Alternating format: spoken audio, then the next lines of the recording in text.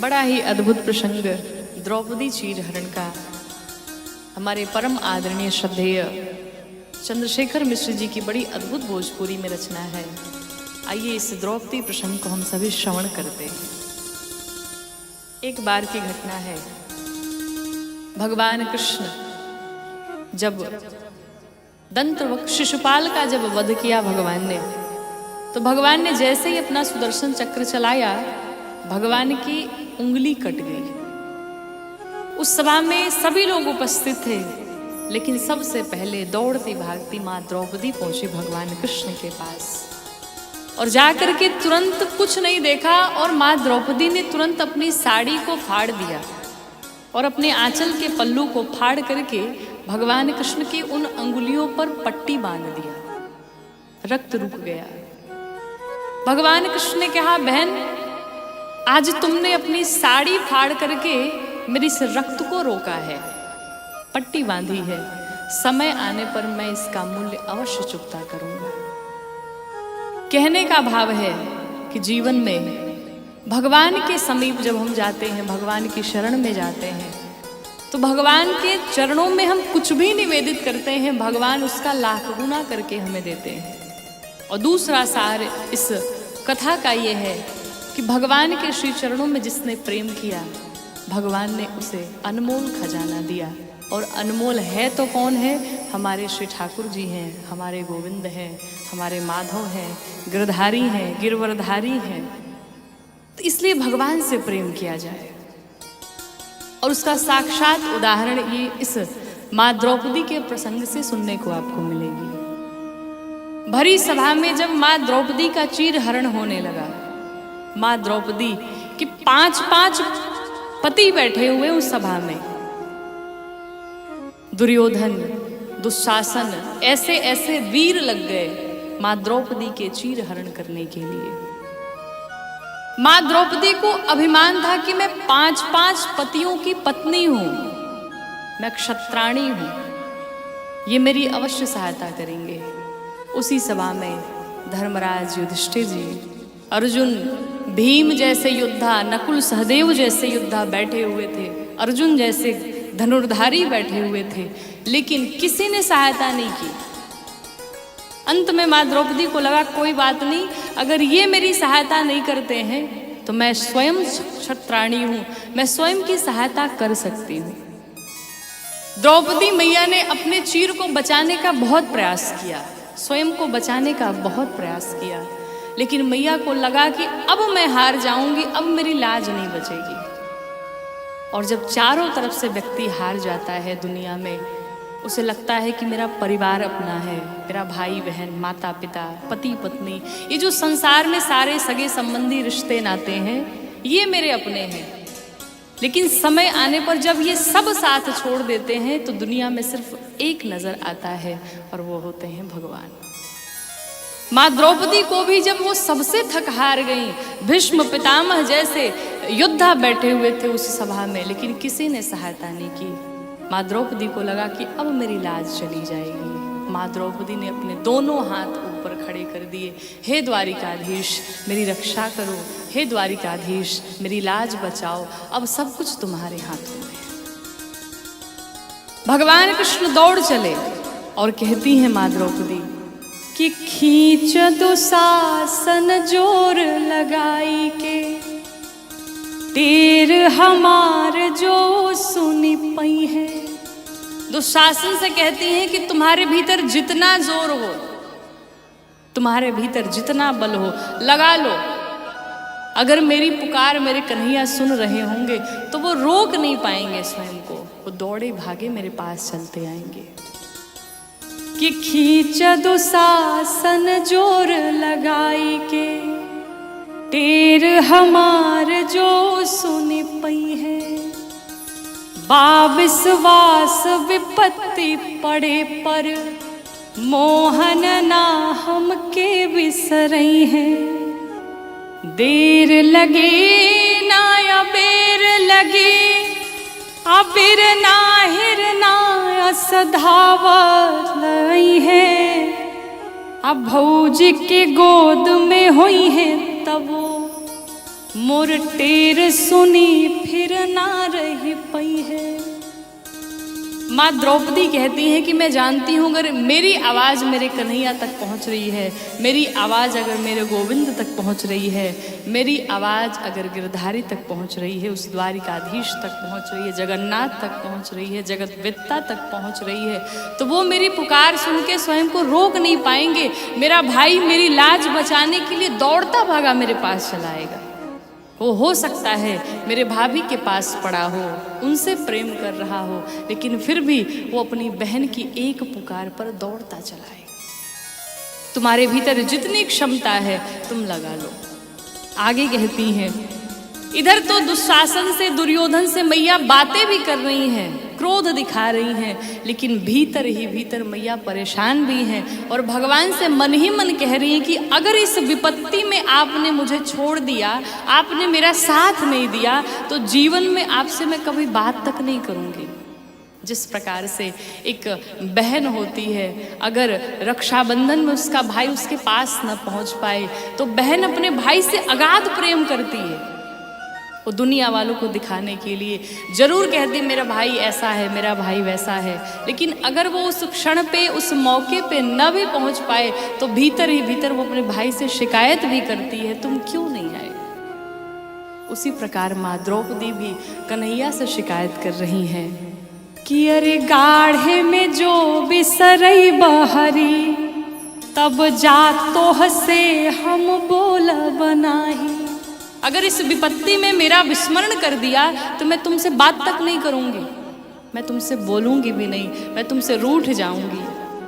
और तू बहिना बहिना कहवा, पर नाता कबो हम जोड़ बनाही। तुम आकर के मेरे सामने बहन बहन मुझे पुकारोगे, लेकिन सारे रिश्ते नाते आज के बाद मैं समाप्त कर लूंगी, तुमसे बात तक नहीं करूंगी। माँ द्रौपदी कन्हैया से शिकायत करती है कि सावन में तोहे बांधे बदे, जरई कबो ताल में बोर बनाही। अब पूस में जो खिचड़ी लेके आईवा।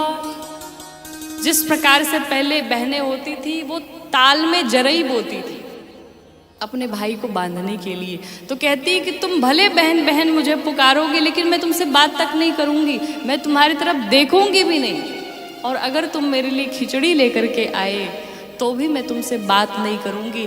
तुम मेरे लिए साड़ी भी लेकर के आओगे तो वो भले ही सड़ जाएगा, लेकिन तुम्हारी तरफ देखूंगी भी नहीं कि तुम लेकर के क्या आए। कि पूस में जो खिचड़ी लेके आईवा, भले सड़ जाए मुखोल बनाही। भले वो सड़ जाए लेकिन मैं खोल के देखूंगी भी नहीं। अब इधर देखिए क्या हुआ।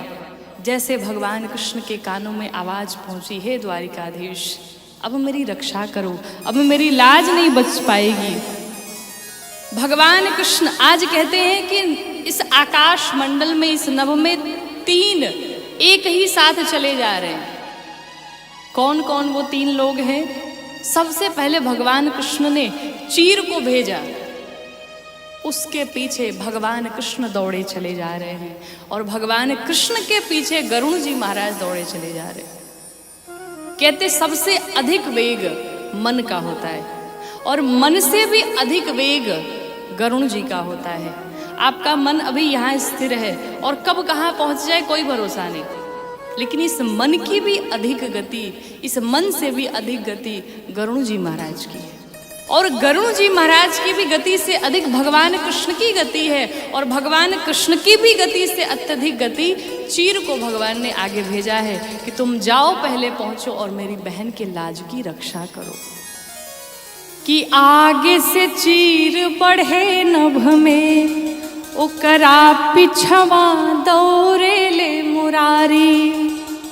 आज कन्हैया भगे तना, अरे आज कन्हैया भगे तना, उनके तना छुपवले उरगारी। 3 विमान उड़े नभ में, 3 विमान उड़ रहे हैं। पहला चीर, दूसरे भगवान कृष्ण और तीसरा गरुण जी महाराज। तो 3 विमान उड़े नभ में, अगवा के बढ़े इहे होड़ लगारी, आई सभा में आकाश से कान्हा, बढ़ावन लागे हैं छोड़ से सारी। आज तीनों में होड़ लगी है, तीनों में होड़ मची है कि कौन आगे जाएगा। साड़ी कहता है कि मैं ही आगे जाऊंगी, चीर कहता है मैं ही आगे जाऊंगी, भगवान कृष्ण उसके पीछे कि मैं सबसे पहले पहुंच जाऊं। गरुण जी महाराज भगवान कृष्ण के पीछे, कन्हैया के पीछे दौड़े दौड़े चलते जा रहे। भगवान कृष्ण उस सभा में पहुंचे और यहाँ पर जब साड़ी नहीं घटी, साड़ी तो बढ़ती ही चली जा रही है। कहते साड़ी बीच नारी है कि नारी बीच साड़ी है, कि नारी ही की साड़ी है कि साड़ी बीच नारी है, पता ही नहीं चले। साड़ी को देख देख करके दुर्योधन थक गया, दुशासन थक गया, लेकिन साड़ी घटने का नाम न ले। बड़ी अद्भुत स्थिति हुई। तो कहते हैं कि साड़ी घटे ना तब बोला दुर्योधन, अरे खींच दुशासन जोर लगा दे। जब दुर्योधन थक गया साड़ी को खींचते खींचते, तो अपने भाई दुशासन को जोर से बुलाया, आओ अब मेरी सहायता करो, मैं अकेले थक गया हूँ। दुर्योधन दुशासन दोनों भाई लग गए साड़ी को खींचने के लिए। और जैसे ही ये स्थिति द्रौपदी मैया ने देखी, मैया मुस्कुरा पड़ी कि ई सुन के द्रौपदी हंसी बोली, आ तू जोर लगा सहजादे। अगर तुम दोनों भाई से नहीं हो पा रहा है तो मैं तो कहती हूँ कि तुम अपने अंधे से बाप को भी बुला दो, तुम तीनों मिलकर के हमारी साड़ी को खींचो। और देखो क्या स्थिति होती है। कहती हैं कि ई सुन के द्रौपदी हंसी बोली, तू अब जोर लगा सहजादे। अरे बात दया दी के आई गइल बात, बाती पे बाती हमें भी कहे दे। अब अगर ऐसी बात आ गई है तो मैं भी कुछ कहना चाहती हूँ। और माँ द्रौपदी ने क्या कहा कि चीर घटे नात बोला दुशासन। अगर तुम्हारे भाई दुशासन से ये चीर नहीं घट रहा है तो मैं तो कहती हूँ कि तुम अपने अंधे बाप को भी बुला लो कि चीर घटी ना दुशासन से, अपनी अनहरा बपवा के पठा दे। तुम तीनों मिलकर के मेरा चीर हरण करो, मेरी साड़ी खींचो। और अभी बात ही कर रही थी तब तक भगवान कृष्ण प्रकट हो गए उस सभा में कि आके कन्हैया कहे बहिना, काहे बोलत नहीं खे कोहाइल बाड़ी। भगवान कृष्ण माँ द्रौपदी से कहते हैं ऐसी कौन सी बात हो गई है, तुम क्यों हमसे रुष्ट हो, तुम क्यों हमसे नाराज हो, क्या बात हो गई है जो तुम हमसे बात तक नहीं कर रही हो। अरे तुम्हें पता भी है, जैसे ही तुमने एक आवाज लगाई मैं दौड़ा भागा चला आया, सब कुछ त्याग करके, सब कुछ छोड़ करके तुम्हारे पास भगा आ रहा हूँ। और इतनी दूर से देखो, मेरा वाहन अभी गरुण जी महाराज पीछे ही है, मैं तो दौड़ा भागा पैदल ही आ रहा हूँ। मैं थक गया हूँ, रास्ते में रुक करके हमने पानी तक नहीं पिया कि मेरी बहन को कोई कष्ट ना हो पाए। और तुम हो कि रुष्ट हो करके बैठी हो कि राही में ना पनियों पियनी, तनी देख हमें कि घमाइल बानी। वाहन बा अब ही मोर पाछे, मु पैदल धावल आवत बानी। अरे द्वारिकाधीश किते बहिना, लुगरी बिनु काहे कोहाइल बाड़ी। तुम्हें पता नहीं, मैं दौड़ता भागा तुम्हारे लिए, अपनी बहन के लिए चला आ रहा हूँ। रास्ते में हमने रुक करके पानी तक नहीं पिया और तुम एक साड़ी के लिए हमसे रुष्ट होकर के बैठी हो। अरे तुझे पता भी नहीं कि तू द्वारिकाधीश की बहन है। लेकिन गलती तो तुम्हारी है। अगर तुमने शुरू में आवाज लगा दी होती अपने इस भाई को तो तुम्हारा भाई इस सभा के बीच होता। लेकिन पहले तुमने अपने पतियों के ऊपर विश्वास किया। अगर पति तुम्हारी रक्षा नहीं की तो तुमने स्वयं के ऊपर विश्वास किया। और यही जीव की भूल होती है। विश्वास उसे अपने परिवार पर होता है, इस संसार पर होता है, स्वयं पर होता है। लेकिन जिस दिन विश्वास रघुनाथ जी पर हो जाए, श्री राघव जी पर हो जाए, श्री गोविंद पर हो जाए तो दुनिया में किसी चीज़ की कमी नहीं रह जाएगी, ना संसार में किसी प्रकार का कोई दुख रह जाएगा। जब व्यक्ति हर जगह से हार जाता है तब पहुंचता है भगवान के पास।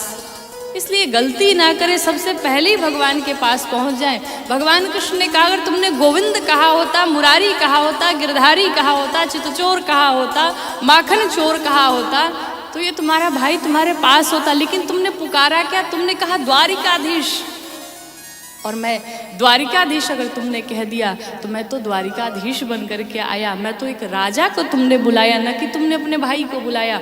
और अगर एक राजा आएगा तो राजा की बहुत सारी जिम्मेदारियां होती हैं, राजा पूर्ण करके ही आएगा।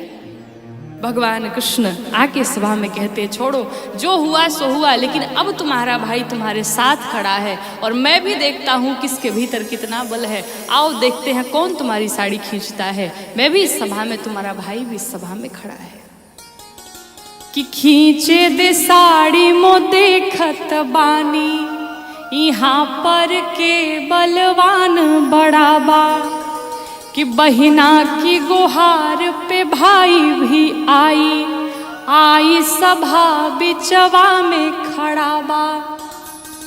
अपनी बहन की पुकार पर उस बहन का भाई भी खड़ा है और अब तेरा भाई तेरे साथ है। किसी की हिम्मत नहीं कि तेरा बाल बांका भी कर पाए। तुझे याद नहीं होगा शायद, लेकिन तेरे इस भाई को सब कुछ याद है। याद कर, उस दिन को याद करो जिस दिन मेरी उंगली कटी हुई थी और तुमने कुछ नहीं सोचा, तुरंत अपने साड़ी के पल्लू को खींच करके मेरे तुरंत उंगलियों को बांध दिया, मेरे रक्त को रोका। और मैं तुमसे वादा करता हूँ, बड़ी सुंदर बात कवि ने लिखी कि आई के सभा बिचवा में खड़ा बा, अरे फाड़ी के तू बन्हली सड़िया, अब वही उंगली में निशान पड़ावा। जो तुमने साड़ी का पल्लू खींच करके फाड़ करके मेरी उंगली में बांधा, आज भी वो निशान हमारी उंगली में ही पड़ा है और मैं उस चीज को भी भूला नहीं हूं। आगे बहुत सुंदर बात लिखी कि फाड़ी के तू बन्हली सड़िया, अब वही उंगली में निशान पड़ावा, सूद में ढाकब लाज तोहार, सूद में ढाकब लाज तोहार, मूल अभी तो पड़ा का पड़ावा, मूल अभी तो पड़ा का पड़ावा। माँ द्रौपदी ने इस छोटे से पल्लू से, थोड़े से चीर से भगवान की उंगली बांधी और उस उंगली को बांधने का भगवान ने ये इनाम दिया कि साड़ी घटती नहीं रही। और भगवान कृष्ण कहते हैं कि अभी तो ये सूद है तुम्हारा जो मूल तुमने बांधा था वो तो मेरे पास अभी पड़ा का ही पड़ा है। कहने का अर्थ है, इस कथा से हमें यही सीख मिलती है कि भगवान के श्री चरणों में जा कर के हम थोड़ा भी कुछ भी अगर निवेदित करते हैं तो भगवान तो सूद में ही हमें पूरा जीवन खिलाते हैं, हमारी रक्षा करते हैं। मूल तो भगवान के पास अभी पड़ा का पड़ा ही रहता है। इसलिए भगवान की गुलामी की जाए।